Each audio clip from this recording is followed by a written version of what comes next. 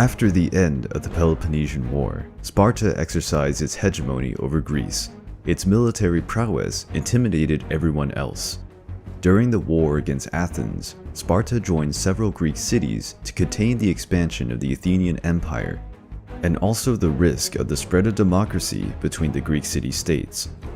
But now, detaining supreme power, Sparta opposed other cities, limiting their autonomy. But the city of Thebes was already fed up with the abuses committed by the Spartans and decided to rebel. Under the command of Epaminondas, Thebes prepared to face the virtually undefeatable Spartan army. After several minor conflicts, the Spartan king Cleombrotus decided to lead a massive army to finish the conflict for good. The decisive battle took place in Leuctra. Sparta had 11,000 soldiers and Thebes only 6,000. The Theban chances were practically non-existent, considering the numerical superiority of the enemy and the Spartan tradition of invincibility in the battlefield, which dated back to the Battle of Thermopylae. The Spartans did not count the defeat they had suffered against Athens in the Battle of Sphacteria. They considered it a cowardly victory for Athens. Since they did not have the courage to face the Spartan phalanx in a one-on-one fight, the Athenians, in numerical superiority, besieged and defeated them only by throwing projectiles. Despite being at a disadvantage, the Theban army marched to attack the enemy line.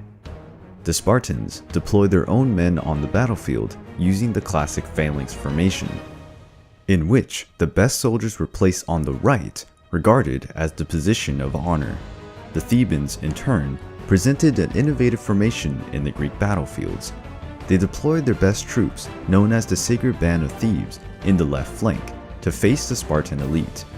Most of the Theban army was part of this band, while the others had fewer soldiers. The Spartan line, in turn, was even. This way, Epaminondas ordered his soldiers to march in squadron formation to attack the Spartans. With that, the left flank would start to fight much sooner than the rest of the army, who would fight in numerical inferiority. The battle began.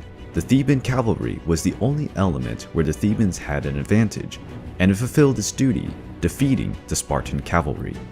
The fight between the phalanxes was bloody, but the massive Theban flank managed to put pressure on the Spartans. The Spartan king Cleombrotus was killed during the battle, and their soldiers fought to protect his body. The Spartan line fell into panic after having their phalanx broken by the Thebans. The rest of the Spartan army was composed by its allies, who, after witnessing the fleeing of the Spartans, decided to retreat. The defeat at the Battle of Leuctra was catastrophic for Sparta, and meant the end of the Spartan hegemony in the Greek world and the beginning of Theban hegemony. However, this hegemony would not last long. The historic enemies, Athens and Sparta, came together to overthrow Thebes, something that took place after the victory of the Allies in the Battle of Mantinea. The conflicts between the Greek city-states weakened and impoverished all of Greece. Taking advantage of such frailty, Philip II and his son Alexander prepared to consolidate Macedon as the new military power in the region.